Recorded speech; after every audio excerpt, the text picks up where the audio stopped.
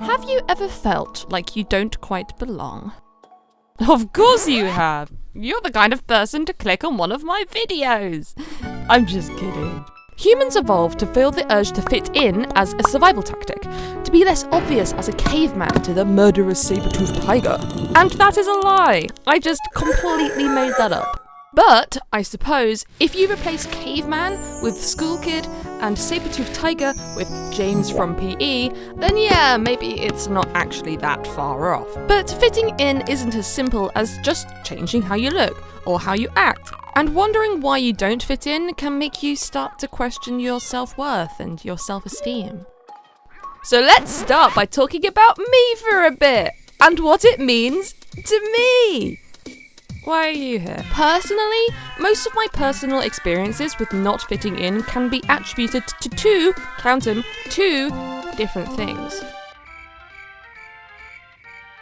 Any guesses for the first one? Autism can make socializing and understanding emotions hard, which makes friendship maintenance hard. And the second one is gender, which might be more of a surprise, but hear me out. Lots of girls and femme-leaning people have close friends who are also girls. And I used to. What changed? Generally speaking, women are more receptive to social cues and unspoken rules than men are. And if you're not sure why this would matter, well, because of my autism, I am not as good at picking up these unspoken rules, nor am I likely giving off body language that is typical or easy to understand. So despite having mainly girlfriends as a kid, once I was a teen, I found it increasingly easier to connect with men.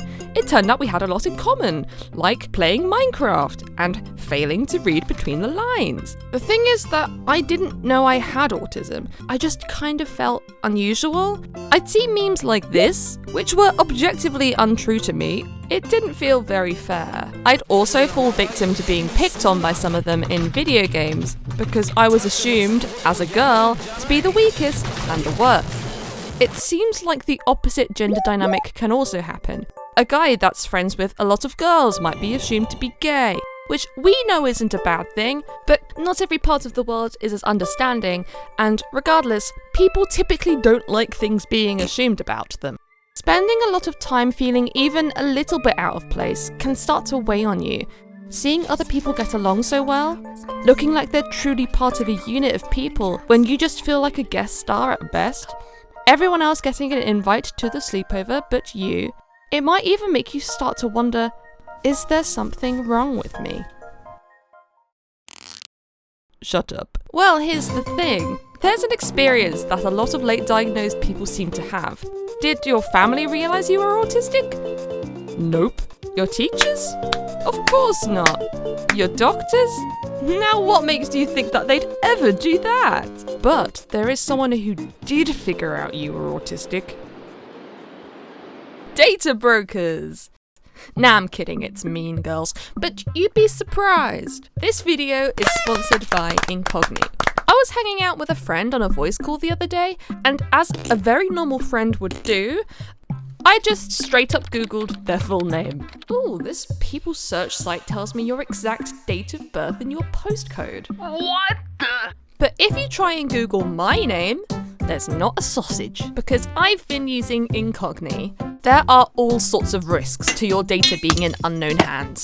Incogni helps you to protect your privacy and take your personal data off the market by reaching out to data brokers on your behalf, requesting your personal data removal and dealing with their objections. And with their new custom removals feature on unlimited and family plans, you can even point to a specific website where your information is visible, and Incogni will take care of it. Go to incogni.com/owiebrainhurts and use code owiebrainhurts to get an exclusive offer of 60% off.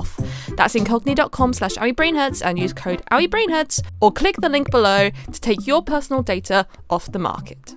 Okay, let's get back to the video. Bullies didn't know that I had autism specifically, but they were able to tell that something about me was different and treated me weirdly because of it. As a result, it's quite easy to fall into mindsets of I hate everybody or I'm not like other girls as a way to cope. You don't feel like the people around you, and it's easier to own that. So now you hate what's popular. You're different, and maybe you're better.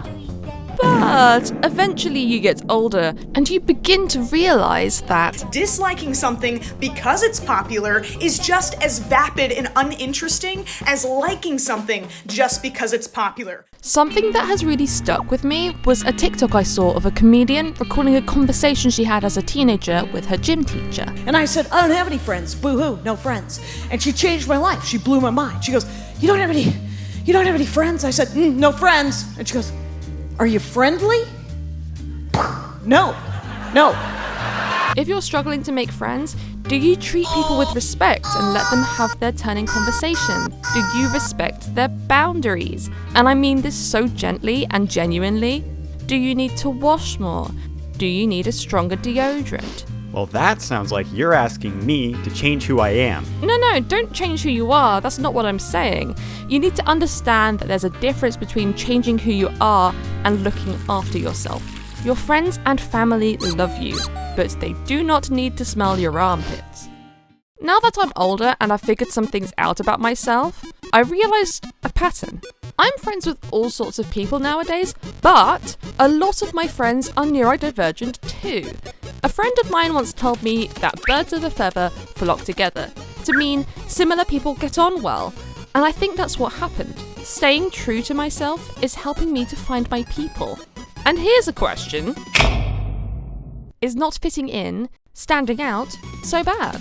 All of your favourite artists, bands, whoever, they'd have needed to stand out for you to have noticed them. And as worded so beautifully by one of my Discord chatters, maybe alienation isn't so bad if you make friends with the stars.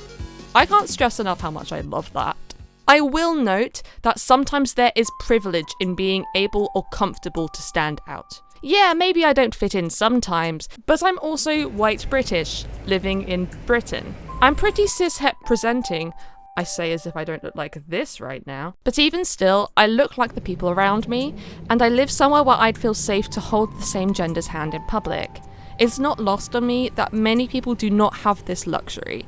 From immigrants who are made to feel like they don't belong, to people who don't feel safe to come out and be themselves, you deserve to exist wherever you are and whoever you are, and please do not forget that.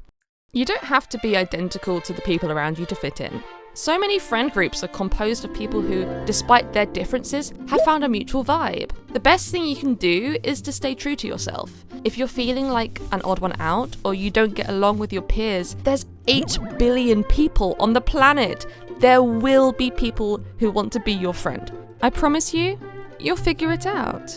And I'll promise you one more thing, that subscribing to me is a great idea. So smooth. Thank you so much for watching. If you enjoyed, please consider liking the video. And if you see the option to, hyping it means a lot as well. I stream on Twitch occasionally. I have a second channel too. And I will see you soon. Bye.